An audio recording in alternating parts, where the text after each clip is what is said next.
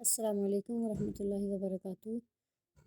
جی students, ہم شعراء العصر العباسی دیکھ رہے تھے۔ بسم اللہ الرحمن الرحیم۔ رب اشرح لی صدری ویسر لی امری واحلل عقدۃ من لسانی یفقہوا قولی۔ ہاں جی، ہم دیکھ رہے تھے عصر عباسی، اور عصر عباسی میں ہم نے صرف ایک شاعر ابھی دیکھا تھا جس کا نام تھا بشار بن برد، اور عنوان تھا اس کے شعر کا الاذن تعشق واحجانہ، کے کان بھی کبھی کبھار عشق کر لیا کرتے ہیں۔ اس سے اگلا شعر ابو العتاہیہ ہے جو آپ کے سلیبس میں شامل ہے۔ ابو العتاہیہ یہ ابھی اس لیے لکھا ہے کہ لام پیچھے آ رہا ہے۔ لام جو ہوتا ہے لام ذیلی حروف جارہ کا، یہ اپنے بعد آنے والے کو زیر دیتا ہے، اور ابو جو لفظ ہوتا ہے اس کی زیر والی حالت یا کے ساتھ ظاہر کی جاتی ہے، اس وجہ سے یہ ابی آ گیا ہے، لی ابی العتاہیہ۔ اور اس کا عنوان ہے فی میں مدحی مدح المہدی مہدی، خلیفہ مہدی کی مدح میں۔ وہ اسماعیل بن قاسم ہے، مولا عید القبائل العربیہ، ایک عرب قبیلے کا آزاد کردہ غلام۔ و ابو العتاہیہ کنیتہ، اور ابو العتاہیہ اس کی کنیت، غلبت علیہ، اس جو کہ اس پر غالب آ گئی۔ ولدہ بالحجاز، وہ حجاز میں پیدا ہوا، سنۃ ثلاثین و مئہ الہجریہ، 130 ہجری میں۔ ونشا فی الکوفہ، اور کوفہ میں اس نے پرورش پائی، فی اسرۃ فقیرۃ، ایک تنگ دست گھرانے میں۔ وکانا، اور تھا وہ، فی میں اولی شروع امرہ کام، یعنی آغاز میں وہ، شروع میں وہ یبیع بیچتا تھا، الجرارہ گھڑے، شروع میں وہ گھڑے بیچا کرتا تھا۔ ثم پھر عاشق الادب، پھر اس نے عشق ادب سے اس کو عشق ہو گیا۔ وتفتح استعدادہ، اور اس کی صلاحیت اس کے لیے کھل کر سامنے آ گئی۔ فنظم، پس اس نے نظم کیا، فی بعض فنونہ، اس کے بعض فنون میں، اور اس کے بعض فنون میں اس نے نظم کیا۔ وراحل الی بغداد، پھر وہ بغداد چلا گیا، وہاں کا سفر کیا۔ واتصل بالخلفائها، اور ملا اس کے خلیفاؤں سے، المہدی سے، اور ہادی سے، اور رشید سے، اور مامون سے۔ 4 خلفاء سے ملا، ہادی، مہدی، اور رشید اور مامون سے۔ وکان قلق النفس حائرن، اور وہ سرگرداں رہا، حائرن درمیان، درمیان اتجاہات المختلفہ، مختلف، فی عصرہ، اپنے دور کے، وہ بے قرار دل اور اپنے دور کے مختلف جو نظریات اور رجحان تھے ان کے درمیان حیران و سرگرداں پھرتا رہا، یعنی پریشان کن رہا، اس کو صحیح سے سمجھ نہیں آتا تھا کہ وہ کس کی طرف جائے۔ و فی سن الخمسین، اور 50 سال کی عمر میں تقریباً، اعترت ہو، طاری ہو گئی اس پر، حالتاً، ایک حالت، فترہ کا، پس چھوڑ دیا اس نے، ما ہوا علیہ، جس پر وہ تھا، اس نے اپنے سارے مشاغل جو وہ کام کرتا تھا وہ چھوڑ دیے۔ وقصرہ، اور وقف کر دیا، شعرہ، اپنی شاعری کو، اور اس نے وقف کر دیا اپنی شاعری کو، علا، پر، الدعوتی، دعوت پر، الی الزہد، زہد کی طرف، والتذکیر بالموت، اور موت کی یاد پر۔ بس اس نے اپنی شاعری کو زہد و تقوی کی طرف دعوت دینے کے لیے اور موت کو یاد کرنے کے لیے وقف کر دیا۔ حتیٰ، یہاں تک کہ، ماتا، وہ مر گیا، سنہ 201، یہاں تک کہ وہ 201 ہجری میں اس نے وفات پا لی۔ تقریباً 70 سال اس کی زندگی رہی، 130 سے 201 تک، 70-71 سال کہ شروع میں یہ غریب خاندان کا تھا، پہلے گھڑے بیچا کرتا تھا، پھر اس کے بعد عشق اس کو ہو گیا ادب کے ساتھ، تو اس کی جو صلاحیت تھی وہ ادب میں کھل کر سامنے آئی، اور اس نے سفر کیا، خلفاء سے ملا، 4 خلیفاؤں سے ملا، خلفاء سے، اور اس کے بعد اس پر ایک عجیب حالت طاری ہو گئی تھی، تو اس حالت سے وہ اس پر ایک عجیب حالت طاری ہو گئی تھی، اور اس حالت سے پھر یہ ہوا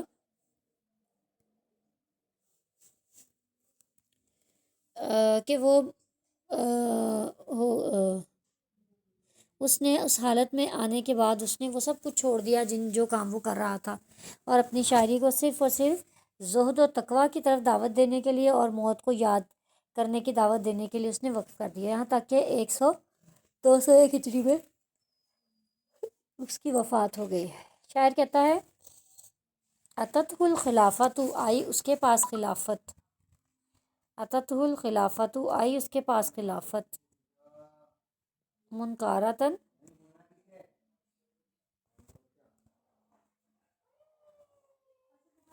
اتتہ الخلافت، خلافت آئی، آ گئی اس کے پاس خلافت، منقادتن، سرنگو ہو کر، مطیع ہو کر، فرما بردار ہو کر، الیہ اس کی طرف، تجرر کھینچتے ہوئے، اذیالہا اپنے دامنوں کو، آ گئی اس کے پاس خلافت اپنے دامنوں کو اس کی طرف کھینچتے ہوئے، لے کر، اپنے دامنوں کو لے کر کھینچتے ہوئے خلافت اس کے پاس آ گئی۔ فلم پس نہیں، تکو وہ تھی، تصلح درست، الا مگر لہو اس کے لیے، پس نہیں تھی وہ درست، یعنی خلافت درست نہیں تھی مگر اس کے لیے، ولم یکو اور نہیں وہ تھا، یصلح درست، الا مگر لہا اس خلافت کے لیے، پس وہ درست نہ تھی مگر اس کے لیے، یعنی خلافت اگر درست تھی تو کس کے لیے؟ خلیفہ مہدی کے لیے، جس کی وہ مدح کر رہا ہے، اور وہ لائق نہ تھا مگر اس کے لیے، اور اس خلافت کے لیے بھی کوئی شخص لائق نہیں تھا سوائے خلیفہ مہدی کے۔ ولو اور اگر رامہا ارادہ کرتا اس کا، احد ان کو یہ کہ غیرہ اس کے علاوہ، اور اگر کوئی اور خلیفہ مہدی کے علاوہ اس کا ارادہ کرتا، یعنی قصد کرتا اس کا خلافت کا، لَزُلْزِلَتِ الْأَرْضُ تو ہلا دی جاتی زمین، زلزالہ ہلایا جانا، تو زمین پر بھونچال آ جاتا، یعنی زمین پر زلزلہ آ جاتا۔ شاعر کے بارے میں بھی ہم دیکھ رہے تھے کہ یہ جو شاعر ہے یہ مختلف خلفاء سے ملا، تو جب خلفاء سے شاعر ملتے ہوتے تھے ان کی مدح کیا کرتے تھے، اور جب مدح کرتے تھے تو جو خلفاء ہوتے تھے وہ ان کو عطیات سے نوازتے ہوتے تھے۔ تو یہ بھی درباری شاعر تھا، جاتا رہتا تھا بادشاہوں کے دربار میں۔ تو یہ جب خلیفہ مہدی کے دربار میں گیا تو وہاں اس کی تعریف میں کہنے لگا کہ یہ ایسے خلیفہ ہیں کہ خلافت خود مطیع ہو کر، فرما بردار ہو کر ان کی طرف دوڑی چلی آئی ہے۔ کہتا ہے کہ خلیفہ مہدی ایسے خلیفہ ہیں کہ لوگوں کو تو خلیفہ بنایا جاتا ہے، جب کہ یہ ایسا بندہ ہے کہ خلافت خود اپنے دامنوں کو کھینچ کر، گھسیٹ کر اس شخص کے پاس چلی آئی ہے کہ تم ہی میرے لائق ہو کہ میں تمہاری طرف آؤں اور تمہارے پاس آ جاؤں۔ تو جب لوگ جو ہوتے ہیں ان کو کہا جاتا ہے کہ بھی آپ خلیفہ بن جائیں، ان کے لیے آپ چنا جاتا ہے، ان کے لیے ووٹنگ کی جاتی ہے، مشورے کیے جاتے ہیں، پھر ان کو تیار اور محافل منعقد کی جاتی ہیں، منصوبے بنائے جاتے ہیں، پھر جا کے کوئی خلیفہ مقرر ہوتا ہے۔ لیکن جو خلیفہ مہدی ہے، خلیفہ مہدی ایک ایسا خلیفہ ہے، ایک ایسی شخصیت ہے کہ لوگوں نے نہیں ان کو چنا بلکہ خلافت نے خود ان کو چن لیا ہے۔ خلیفہ بننے کے لیے انہوں نے کوئی کوششیں نہیں کی، نہ انہوں نے کسی کو جا کے سفارشیں کروائی ہیں، بلکہ خلافت ان کو خود عطا کر دی گئی ہے۔ یہ اس قدر اہل تھے، اس قدر قابل تھے کہ ان کو یہ منصب ملا ہے۔ پھر شاعر کہتا ہے کہ فلم تکو تصلح الا لہو، کہ نہیں تھی یہ خلافت درست مگر اس کے لیے، ولم یکو یصلح الا لہا، اور نہیں تھا یہ درست مگر اس خلافت کے لیے۔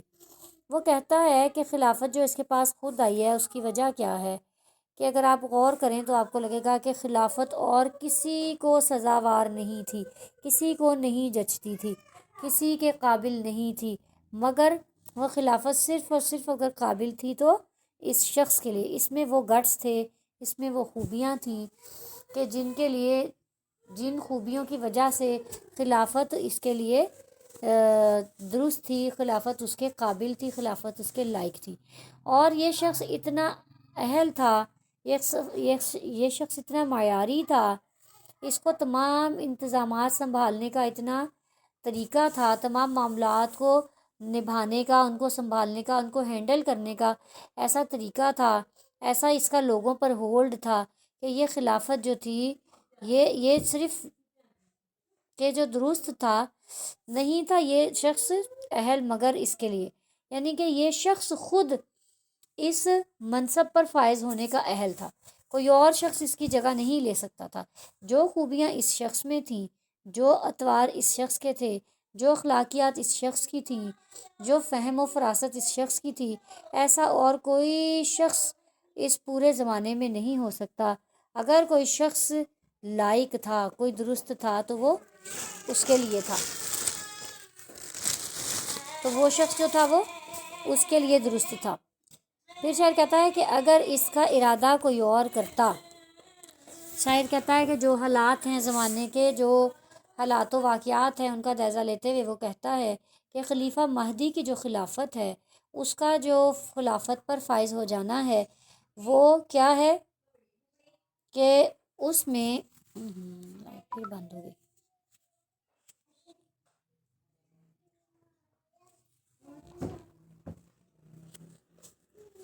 بیٹے ڈور بند کر دو، میری جان ڈور بند کر دو، کہ اس دور میں اگر کوئی اور شخص اس خلافت پر فائز ہونا چاہتا، اگر کوئی اور شخص اس عہدے پہ آنا چاہتا تو کیا ہوتا کہ وہ اس قدر غلط فیصلہ ہو جاتا، اس قدر غلط کام ہو جاتا کہ زمین پر گویا بھونچال آ جاتا، افراتفری پھیل جاتی، ہر طرف زلزلہ آ جاتا کہ یہ ایسا کیوں ہو گیا کہ یہ شخص تو اس کے لائق ہی نہیں تھا، تو یہ کیسے اس کے اوپر فائز ہو گیا۔ تو یہ خلیفہ مہدی کی یہ خصوصیات تھیں، اس کے اندر یہ گٹس تھے، اس کے اندر یہ خوبیاں تھیں کہ وہی شخص اس پر فائز ہو سکتا تھا۔ اگر کوئی اور شخص اس کے علاوہ اس کا ارادہ کرتا، اس پہ فائز ہونا چاہتا اس منصب پر، تو زمین کا پورا نظام درہم برہم ہو جاتا۔ اچھا بیٹے آپ بھی اس کی ذرا چور دیکھیے گا پلیز، اس کی چور دیکھیے گا میری بیٹی کی۔ اچھا بیٹے اچھا چپ کریں، دیکھیں۔ یہ تھا خلیفہ مہدی کی مدح میں ابو العتاہیہ کے اشعار، اور ابو العتاہیہ کے بارے میں ہم نے پڑھا ہے کہ آخری عمر میں اس نے کیا کیا، جب اس کے اوپر وہ حالت طاری ہو گئی تھی تقریباً 50 سال کی عمر میں، تو اس نے اپنی شاعری کو صرف زہد و تقویٰ کی طرف بلانے کے لیے اور موت کو یاد کرنے کی دعوت دینے کے لیے وقف کر دیا تھا کہ دنیا کو بتایا جائے کہ اس کے بغیر انسان کا بچاؤ نہیں ہے، اس کے بغیر انسان نہیں بچ سکتا۔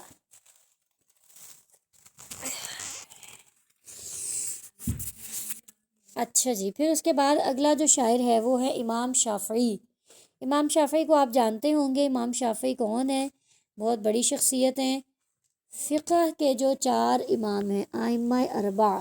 ان میں دوسرے نمبر پہ ان کا آتا ہے امام شافعی۔ اچھا جی، امام شافعی کے بارے میں انہوں نے جو کی ہے، آپ کی جو پوئٹری کی ہے وہ ہے طلب علم کے بارے میں، طلب علم کے بارے میں، یعنی علم کو حاصل کرنے کے بارے میں۔ شاعر کہتا ہے،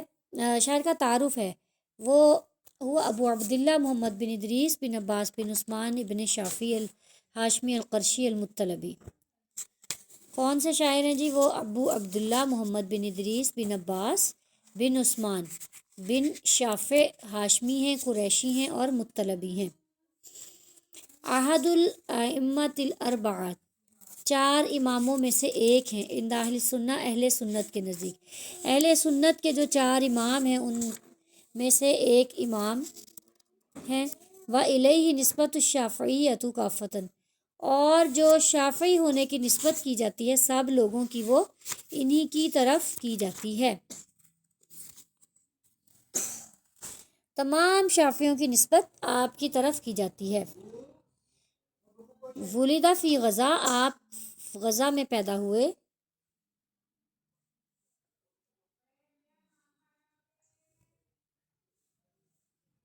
ہاں جی، بھی فلسطینہ، فلسطین میں،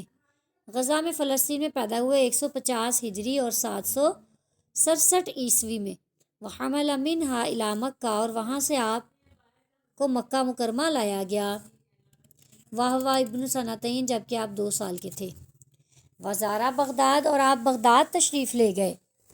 مرتینی 2 بار، وقصد مصر، اور مصر کا ارادہ کیا 199 ہجری میں، فتوفیہ بہا، پس وہیں آپ نے وفات پائی 204 ہجری اور 720 عیسوی میں، وقبرہ المعروف، اور آپ کا مشہور و معروف آپ کی قبر، آپ کا مزار فی القاہرہ، قاہرہ میں ہے، یعنی مصر میں ہی ان کو دفن بھی کیا گیا اور وہیں ان کی قبر مبارک ہے۔ وقد نوہ به الامام احمد، امام احمد بن حنبل نے ان کو خراج تحسین پیش کیا، قائلاً، یہ کہتے ہوئے، نوہ خراج تحسین پیش کرنا، خراج عقیدت پیش کیا، یہ کہتے ہوئے، ما احد، نہیں ہے کوئی شخص، ممن بیدہ، جس کے ہاتھ میں ہو، محبراتن، سیاہی، او ورقن، یا کاغذ، الا، مگر، ولی شافعی، امام شافعی کا، فی رقبتہ، اس کی گردن پر، منہ، احسان ہے،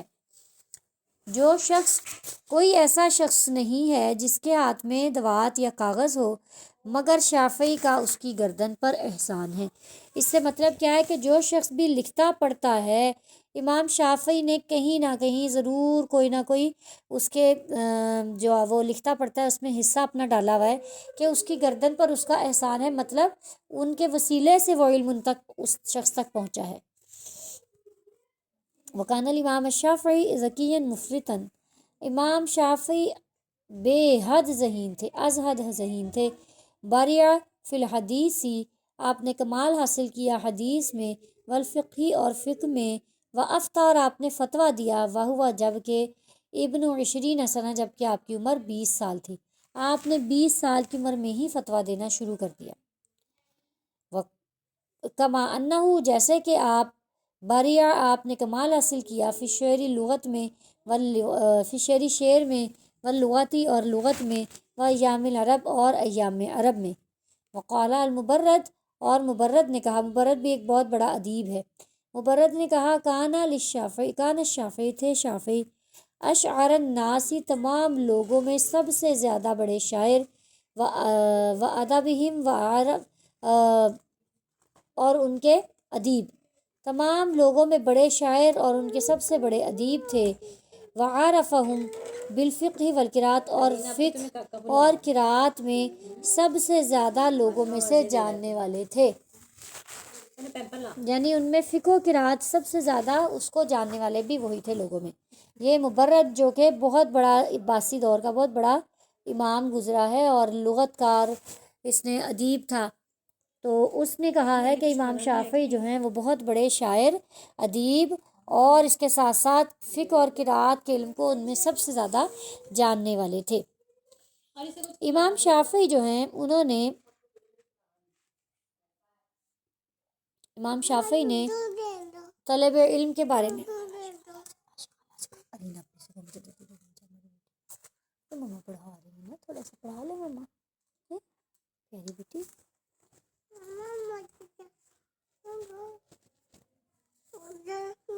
جی،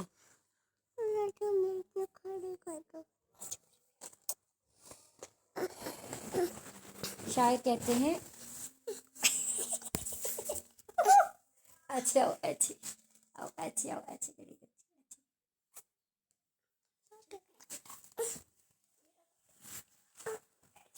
آ گئی میری پیاری بیٹی، چلے جاؤ، آپ ہی سے کہو آپ کو دودھ دے دے۔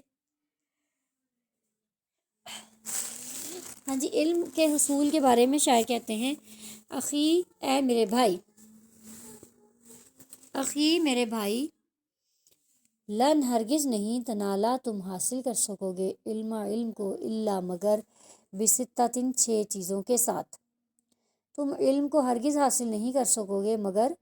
6 چیزوں کے ساتھ، سأنبی کا، ان قریب،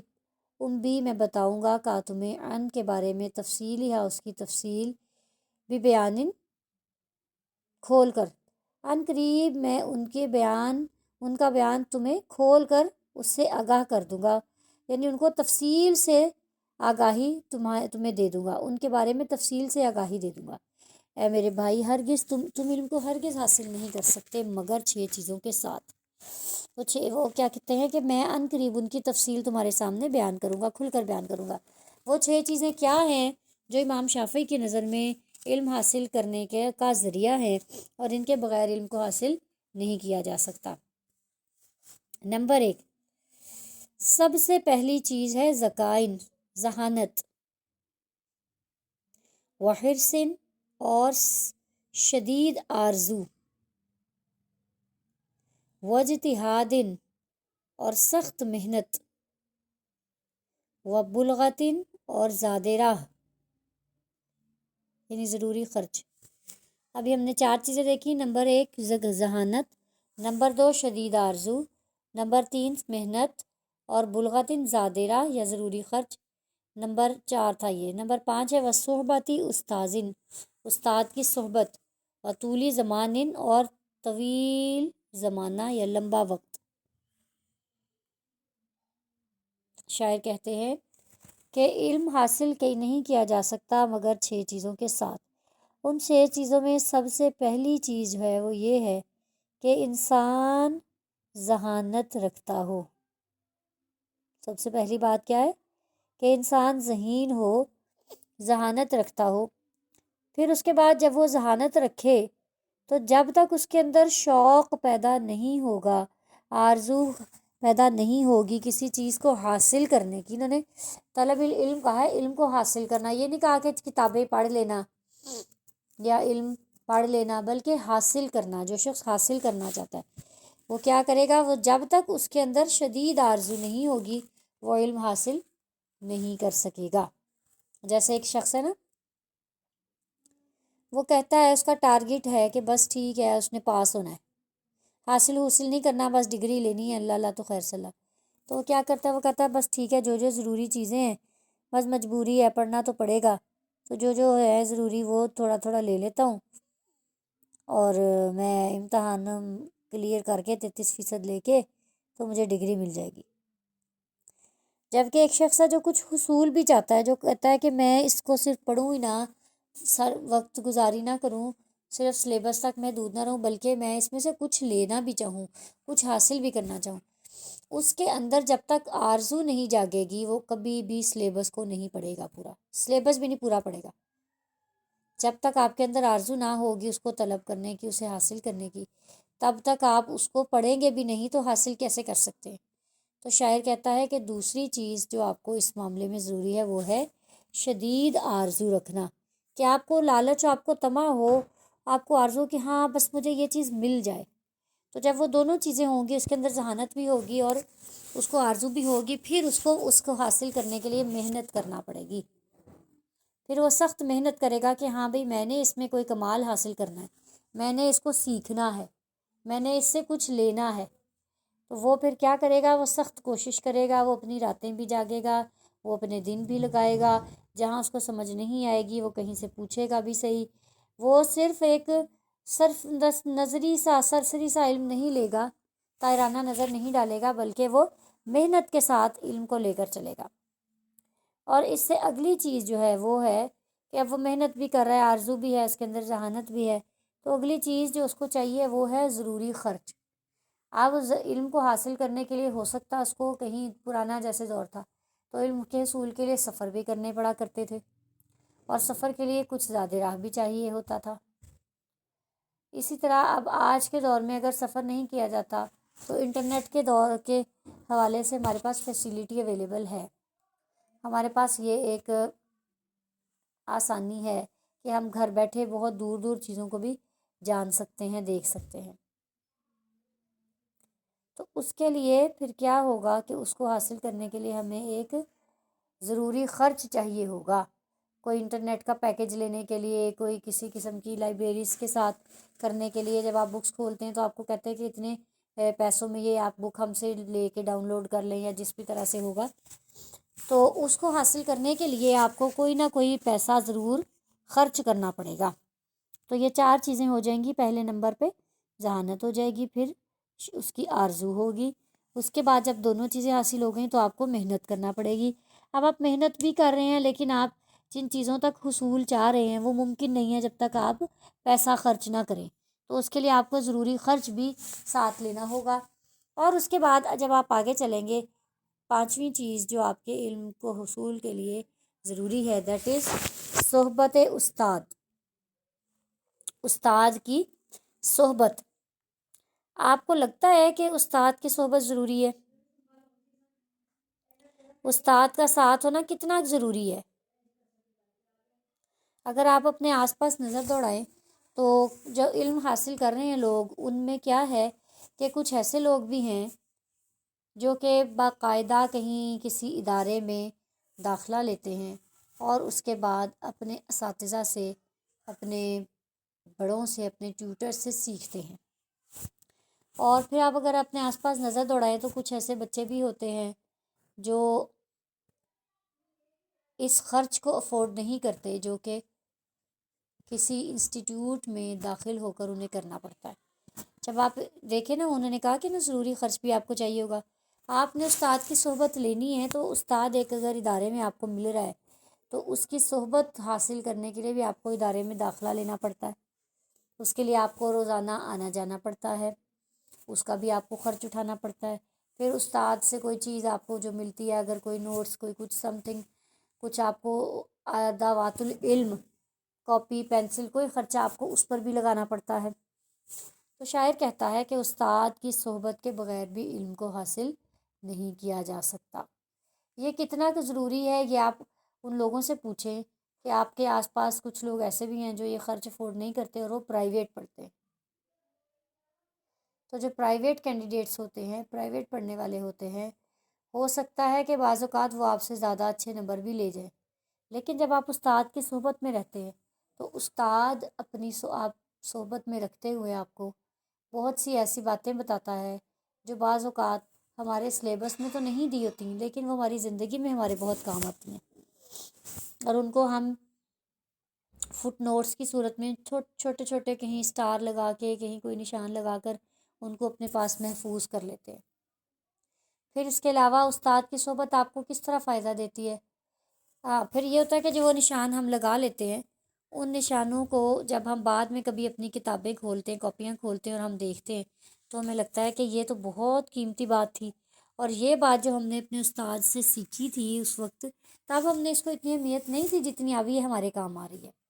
یعنی زندگی کے مختلف مواقع کے حوالے سے استاد آپ کو بتا سکتا ہے، کیونکہ استاد کا کام صرف آپ کو تعلیم دینا ہی نہیں ہوتا، بلکہ وہ تعلیم کے ساتھ ساتھ آپ کی تربیت بھی کر رہا ہوتا ہے، آپ کو بہت سی باتیں سکھا بھی رہا ہوتا ہے۔ تو شاعر کہتا ہے کہ استاد کی جو صحبت ہے وہ اور کس طرح سے فائدہ دیتی ہے کہ ایک شخص، آپ جب پڑھ رہے ہوتے ہیں، اگر خلاصے سے جس دن آپ نہیں آئے، آپ کو وہ لیکچر سمجھ نہیں آتا، جب کہ آپ اگر کلاس میں ہوتے ہیں، میرا یہ ایک تجربہ بھی ہے اور ابھی ریسنٹ بھی میں بچوں کو پڑھا رہی تھی، میں نے کچھ چیزیں تھیں انٹر کی اسٹوڈنٹس کو پڑھائی تھیں آن لائن، تو وہ کہتے ہیں میم وہ جو آپ نے آن لائن پڑھائی تھی نا، حالانکہ اس وقت بھی میں موجود ان کے پاس تھی، لیکن جو وہاں لائیو بیٹھ کر انہوں نے مجھ سے سمجھا، جیسے میں نے ان کو سمجھایا، کہتے ہیں ہمیں میڈم اس طرح زیادہ اچھی سمجھ آئی ہے، ہمیں وہ جو آپ نے لیکچر سینڈ کیا تھا ہمیں اس سے آپ کی سمجھ نہیں آ سکی، آپ کی مطلب یہ اس سبق کی سمجھ نہیں آ سکی، کیونکہ استاد جب لائیو ہوتا ہے وہ آپ کے ساتھ بہت سی باتیں شیئر کرتا ہے، وہ آپ اس سے پوچھ سکتے ہیں، وہ آپ سے پوچھ سکتا ہے، اس طرح آپ کے ذہن میں فوری طور پہ ابھرنے والا سوال جو ہے وہ فوری آتا ہے، اور آپ جو ہے وہ فٹافٹ سے استاد کی موجودگی میں ہی اس آپ کنفیوژن کو، اپنی جو آپ کے الجھن پڑی ہوئی ذہن میں، اس کو آپ سلجھا سکتے ہیں، اپنی گتھی سلجھا سکتے ہیں۔ اور اس کے علاوہ استاد کی صحبت آپ کو ایسے بھی فائدہ دیتی ہے کہ بہت سے ایسے الفاظ جو تلفظ ہوتا ہے الفاظ کا، وہ آپ دیکھیں گے کہ آپ کے اور جو آپ پرائیویٹ لوگ ہیں ان کے پڑھنے میں اور ان کے نالج میں بھی آپ کو فرق ملے گا، ان کے کانفیڈنس میں بھی آپ کو فرق ملے گا۔ جو پرائیویٹ اسٹوڈنٹس ہوتے ہیں، آپ استاد کی صحبت میں رہ کے دنیا میں رہنا سیکھتے ہیں، لوگوں کے ساتھ انٹریکشن کا آپ کو پتہ چلتا ہے، معاملات کا، اور استاد جیسے بولتا ہے کسی لفظ کو، آپ کو اس کا صحیح تلفظ معلوم ہو سکتا ہے ایک ہی لفظ ہے، آپ جو صحبت استاد حاصل کرنے والا اس کو اور طرح سے ادا کرتا ہے، اور جس کو یہ میسر نہیں ہے اس کا بولنا کچھ اور طرح ہے۔ تو اس طرح سے آپ استاد کی صحبت سے اپنے تلفظ کو بھی درست کر سکتے ہیں، خصوصاً اپنی لینگویجز میں جہاں پہ آپ زبان کا جو علم آپ حاصل کر رہے ہوتے ہیں ان میں، کہ آپ کو الفاظ صحیح سے بولنے آ جاتے ہیں۔ تو اس طرح سے استاد کی صحبت آپ کو ایسے فائدہ دیتی ہے۔ پھر استاد کو دیکھ کے اس کے عمل سے متاثر ہو کر بھی آپ اپنی زندگی کو سنوارنے کا کام کر سکتے ہیں۔ اور اس کے بعد اگلی اور آخری چیز وہ ہے طولی زمانن، اور ایک لمبا زمانہ، ایک طویل وقت آپ کو درکار ہوتا ہے علم کے حصول کے لیے۔ جب آپ علم حاصل کرتے ہیں نا تو سمیسٹر سسٹم میں جیسے آپ آئے، پڑھا فٹافٹ، 1 مہینے میں 2 مہینے پیپر ہوئے، اگلا سمیسٹر ایسے پڑھتے گئے، اور آپ کو یوں لگتا ہے کہ جب آپ نیکسٹ سٹیپ پہ جاتے ہیں تو آپ کو یوں لگتا ہے کہ جیسے اب آپ اور زیادہ نا کم ہو رہا ہے، آپ مطلب آپ کا علم، اور ابھی تو آپ کو بہت کچھ سیکھنا تھا۔ آپ علم کے لیے جتنا سمندر، علم ایک دریا ہے، ایک سمندر ہے جس کے اندر آپ غوطہ لگاتے ہیں، اور ہر غوطے میں آپ بہت سے موتی نکال کے باہر لے آتے ہیں، آپ کو بہت سی باتیں پتہ چلتی ہیں، اور پھر آپ کو لگتا ہے کہ نہیں، ابھی تو میں بہت پیچھے کھڑا ہوں، ابھی تو اس کے اندر تھا ہی بہت کچھ۔ آپ ابھی دیکھیے گا، آپ بی ایس کر رہے ہیں، بی ایس کے بعد جب آپ ایم فل میں جائیں گے تو آپ کو لگے گا کہ وہاں تو میں نے کچھ بھی نہیں پڑھا تھا، پڑھنا تو مجھے اب پتہ، تو مجھے اب چلنے لگا اس سبجیکٹ کے بارے میں۔ پھر آپ وہ اسٹیج چھوڑیں گے، اگلی اسٹیج پہ جائیں گے پی ایچ ڈی میں، وہاں جا کے آپ پر اور اس کے جو موتی ہیں وہ آپ کے اوپر واضح ہوں گے، آپ کے سامنے ابھر کر سامنے آئیں گے، آپ اس میں سے حاصل کر پائیں گے۔ تو شاعر اس لیے کہتا ہے کہ ایسا نہیں ہے کہ علم حاصل کرنے میں آپ 2 دن میں، 4 دن کا سمیسٹر ہے، 2 مہینے کا، تو آپ نے پڑھ لیا جی بہت آپ کو آ گیا۔ علم اگر آپ نے حاصل کرنا ہے تو آپ کو اس کے لیے ایک لمبا زمانہ چاہیے، ایک لمبا پیریڈ چاہیے کہ آپ اس کو سیکھتے ہی رہتے ہیں، سیکھتے ہی رہتے ہیں۔ علم تو انسان ماں کی گود سے لے کر قبر کی گور تک حاصل کرتا رہتا ہے۔ تو اس لیے شاعر کہتا ہے کہ اے میرے بھائی، تم علم حاصل نہیں کر سکتے مگر 6 چیزوں کے ساتھ، عن قریب میں تمہیں ان کی تفصیلات کے بارے میں بتاؤں گا۔ وہ چیزیں کیا ہیں؟ ذہانت، اور شدید آرزو، اور سخت محنت، اور زادرہ یا ضروری خرچ، اور استاد کی صحبت، اور ایک لمبا زمانہ، کہ آپ کو 2 دن میں ایک چیز حاصل نہیں ہو جاتی، آپ مسلسل سیکھتے ہی چلے جاتے ہیں، لیتے ہی چلے جاتے ہیں، اور ہر بار آپ کو یوں لگتا ہے کہ اب تو مجھے کچھ، میرے پاس ہے ہی کچھ نہیں، ابھی تو میں نے اور بہت کچھ سیکھنا تو اب میں نے شروع کیا ہے۔ تو اس طرح سے یہ امام شافعی تھے جن کے نزدیک علم ان کے جو ذرائع ہیں وہ یہ ہیں، 4 ذرائع: ذہانت، شدید آرزو، سخت محنت، زادرہ یا ضروری خرچ، استاد کی صحبت، اور لمبا زمانہ۔ آج کے لیے ہم اتنا ہی دیکھتے ہیں، باقی انشاءاللہ تعالی ہم اگلے لیکچر میں دیکھیں گے، اور آپ کے بھی یہ ہونے جا رہے ہیں ایگزامس بھی، دیکھتے ہیں اب انشاءاللہ 26 اپریل سے اسکیجول تو ہے، کچھ اور بھی واضح نوٹیفکیشن اگر ہمیں آ جاتا ہے تو ہم پھر انشاءاللہ دیکھتے ہیں کہ، اور آپ کو بتا دیں گے پھر کس ٹائم آپ کا ایگزام لیا جائے گا۔ MCQ کی صورت میں ہی ایگزام امید ہے کہ کنڈکٹ کیے جائیں گے۔ تو بہرحال وہ ایگزامس کا جو وہ طریقہ کار پھر آپ کو بعد میں بھی بتا دیا جائے گا، کہ جیسے اب آپ کی جو اسائنمنٹس تھیں، یہ اسائنمنٹس بھی آپ کی ہارڈ فارم میں بھی ہمارے پاس پہنچیں گی انشاءاللہ، اگر یہ چلتا رہا سلسلہ، کالجز اوپن رہے تو کس دن ہم بلا کے تو آپ کی GR یا CR کو وہ آئیں گے، اور آ کے آپ لوگوں کی ساری جو ہے وہ ہمیں دے جائیں گے۔ آپ مقصد اس کو باقی لوگوں کو بلانے، پوری کلاس کو بلانے کے علاوہ صرف CR کو بلانے کا مقصد یہ ہے کہ کووڈ کی وجہ سے جو SOPs ہیں ان پر عمل کیا جائے، اور زیادہ گیدرنگ نہ کی جائے، جس کی وجہ سے آپ کی کلاسز نہیں ہو رہی۔ تو بہرحال وہ آپ کی سبمٹ ہو جائیں گی اسائنمنٹس، ہارڈ فارم میں بھی آئیں گی ہمارے پاس، اور اس کے ساتھ ساتھ جب آپ وہ جمع کرانے آئیں تو یہ پیپر کا جو آپ جس پیپر پہ آپ ہمیں جوابات دیں گے، وہ پیپر بھی آپ ہمیں پھر ان کے ساتھ لگا کے، اسائنمنٹس کے ساتھ لگا کے ہمیں کالج میں بھجوا دیں، تاکہ ہمارے پاس ٹھوس ثبوت بھی ہو کہ ہم نے آپ کا ایگزام لیا ہے۔ آن لائن تو ہوگا ہی ہوگا، لیکن جب وہ ہو جائے گا، اس کی آپ تصویر کھینچ کر وہ پرنٹ لے کر ہمیں ساتھ آپ سینڈ کریں گے، ٹھیک ہے؟ باقی انشاءاللہ ہم کل دیکھیں گے، آج کے لیے اتنا ہی۔ وآخر دعوانا ان الحمد للہ رب العالمین۔